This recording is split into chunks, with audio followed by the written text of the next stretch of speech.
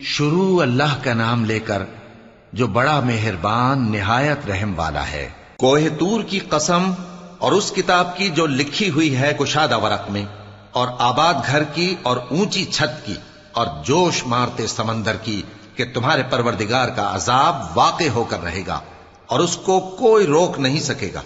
جس دن آسمان لرزنے لگے کپ کپا کر اور پہاڑ سچ مچ اڑنے لگیں تو اس دن جھٹلانے والوں کے لیے خرابی ہوگی جو بیکار باتوں میں پڑے کھیل رہے ہیں۔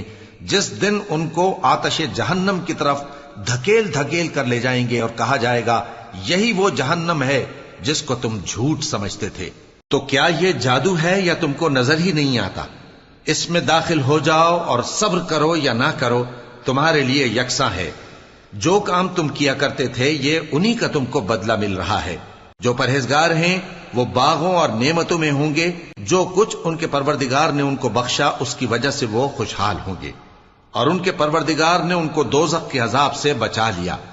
کہا جائے گا کہ اپنے اعمال کے صلے میں مزے سے کھاؤ اور پیو، تختوں پر جو برابر برابر بچھے ہوئے ہیں تکیے لگائے ہوئے ہوں گے، اور بڑی بڑی آنکھوں والی حوروں کو ہم ان کی بیویاں بنا دیں گے، اور جو لوگ ایمان لائے اور ان کی اولاد بھی راہ ایمان میں ان کے پیچھے چلی، ہم ان کی اولاد کو بھی ان کے درجے تک پہنچا دیں گے اور ان کے اعمال میں سے کچھ کم نہ کریں گے۔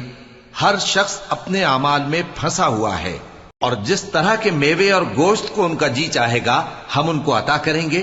وہاں وہ جام شراب کی چھینا جھپٹی کریں گے جس کے پینے سے نہ کوئی لغو بات ہوگی اور نہ کوئی گناہ کا کام۔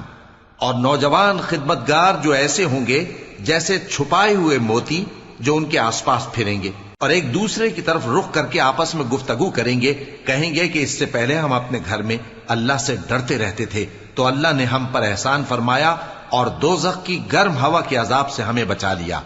اس سے پہلے ہم اسے پکارا کرتے تھے، بے شک وہ احسان کرنے والا ہے، مہربان ہے۔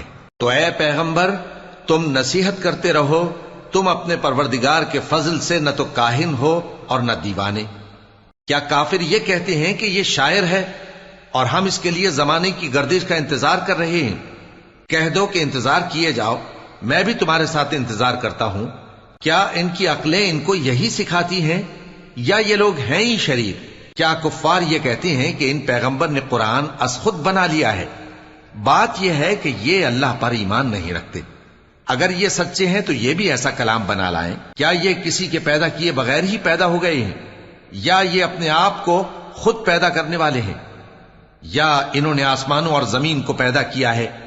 نہیں، بلکہ یہ یقین ہی نہیں رکھتے۔ کیا ان کے پاس تمہارے پروردگار کے خزانے ہیں یا یہ کہیں کے داروغہ ہیں، یا ان کے پاس کوئی سیڑھی ہے جس پر چڑھ کر آسمان سے باتیں سناتے ہیں؟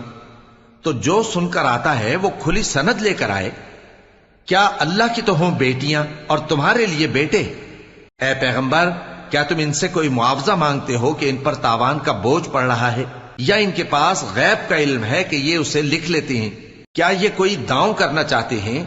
تو کافر تو خود داؤں میں آنے والے ہیں۔ کیا اللہ کے سوا ان کا کوئی اور معبود ہے؟ اللہ تو ان کے شریک بنانے سے پاک ہے۔